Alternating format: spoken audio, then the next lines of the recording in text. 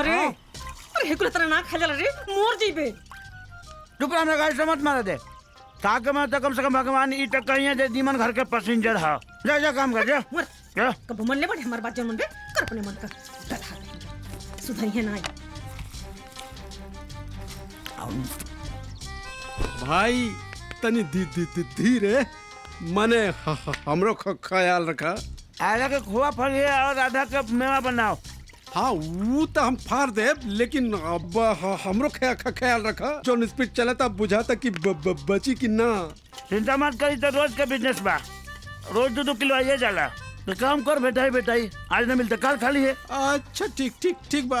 ये मारी खा के मरे तो खा के मोरी की कारी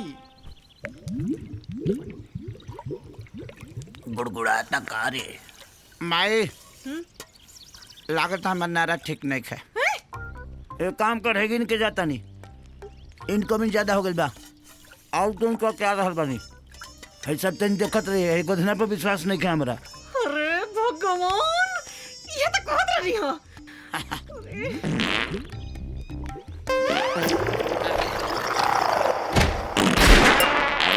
अरे आराम से हो गए तुराइले हो।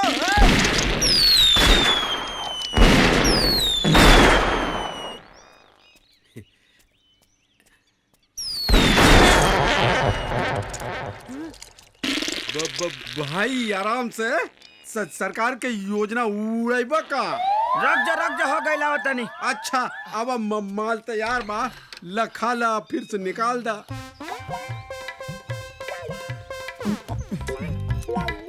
का है खोआ छेना। हाँ आपके मलाई फेंक के आवता नहीं। खा ला भाई। पहलवानी करे के बा। फिर तो जाएंगे परी हथवा पूछ लेता नहीं बाद में धोले फाइनल। चापा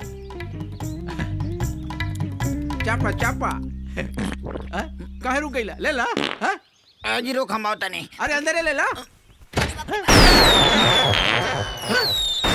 तो के बॉर्डर पे भेज देवे के चाहिए।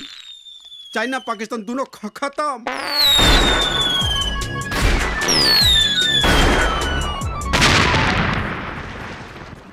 का हो तो लोगन खाली पहलवान के घी दूध बादाम कुछ चपले हुआ लोग कभी एको दिन देखला रियाजो पानी करत हो कि ना कि खाली जाके खेते में खादे रखत हो हैं? अरे मुखिया जी प्रणाम। सवेरे सवेरे गांव वालन के लेके कहाँ जाता रहा? आपो चली देख ली अपने पहलवान का रियाज कसरत। चल सही कहा था। चला आवासान।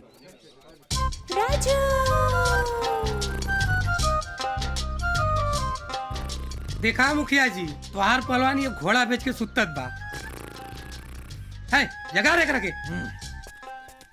राजू बाप रे है जगह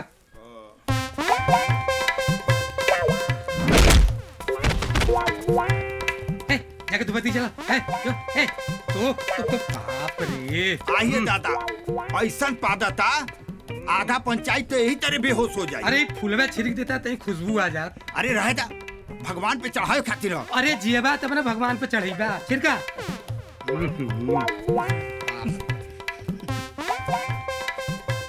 उठा उठा है उठा उठा है अरे उठा उठा उठा ले चल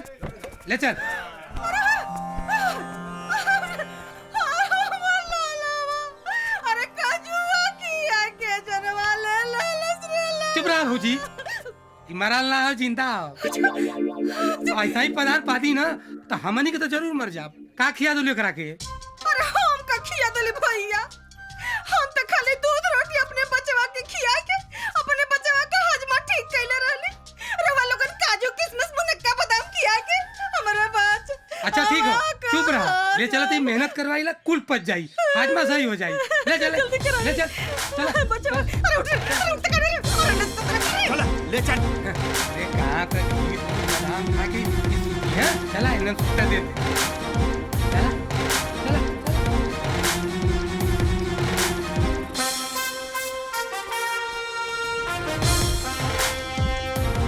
चला पटका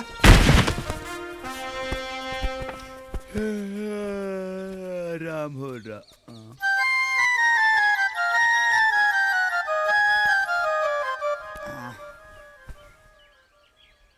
का बच्ची नींद खुल गई का? का बढ़िया कम सपना देखा तनी मोटरसाइकिल वाली के सब खराब कर देला लो। ए बचवा पूरा गांव तो के घी दूध बादाम सपना देखे बदे खियाओ तो का? अब संझा सवेरे तुम्हारे एजे बीती हैं? आवाज सवेरे टाइम से मेहनत करा जोर करा चला। अरे तमरा कुश्ती वाला जे करी। अरे तो हम ही ना तोके सिखाए वाला। अब पता चली कि तोके पहलवानी का हो हाँ फिर, जा, ले ले पकड़ता ले। जा। जय बजरंग आओ पट्टे आओ आओ।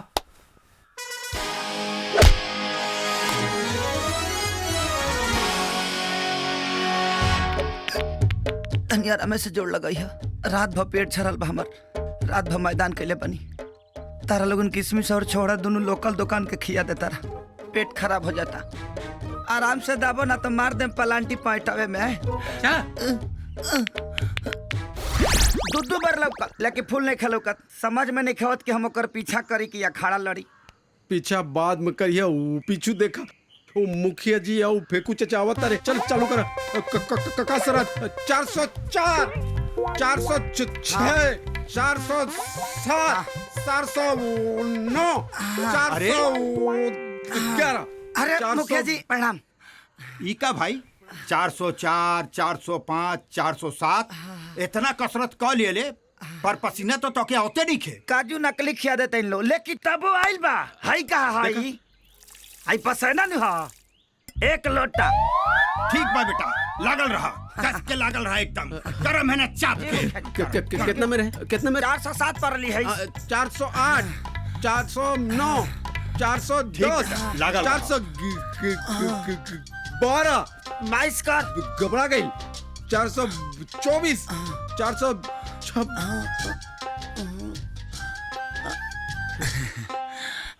खत्म है आदमी बड़ा भाई। देख ली दिमाग। ये पानी का तू पसीना बता देला। वो कहीं लुकाई हुई काहे घबरात वो है? जाई कहाँ? जाई कहाँ? सरपंच जी मिलबे करी। नदी तालाब भाटा सब जगह खोद लेने कहीं ना मिला। सरपंच जी बसोरियों में देखली है ओहू जो नहीं खे। भैया गांव के कुल खलिहान में ढूंढ लेनी लेकिन कहीं ओकर पता ना चला। कहाँ न कहाँ भाग गई। फेकू चाचा हम तो के नदीवा पर खोज के आवतनी ओहू ना मिलल। अरे तो गई कहाँ वो? हम तब पहले ही कहत रही ना आखिर फेंकू के बाद और घोड़ा के पात अब फुकलस ना गाँव की इज्जत। वो गांव का इज्जत फूकले बा हमनी का ओकर घर फूक दियल जाओ। चलो चल हमरे साथ। चला चला छोड़ना ना चाहिए। आज ओके पता चली तू का कइले बा। जनमत के डरल हो भल। अरे सरपंच जी प्रणाम। पहलवान भैया ये प्रणाम। भौजी हट जा सामने से। राजू हमनी के गांव के इज्जत फूक देले बा। आज हमनी को ओकर घर फूक दे। ऐसे मत करो भैया ऐसे मत। कैसे छोड़ दी? हमार गांव वालन के 25 कुंटल दूध पी गई। अच्छा इतना हमार 50 किलो काजू। इतना? अरे ओकरा के हम ना छोड़ो। अरे चाची बता दिए राजू कहाँ बा? कहाँ लुकाई है? सुना तब सुना ऐसा नहीं कि घर बा फूकला से राजू मिली ना ना मिली राजू रुआ लोगन के तो हम बताई तब मिली। हाँ, तो बचपन से जब कोई ना ला ना तो ओनी जाके लुका चला। हम बताता नहीं है घर में मत फूके। हाँ रख दो के चला बता चला चला।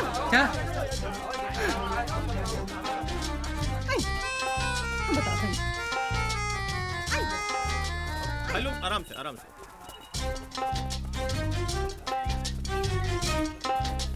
हाँ, अच्छा बाकी लोग जो रुको। चला चला रुको लोग चला। टॉनी के रुका सन।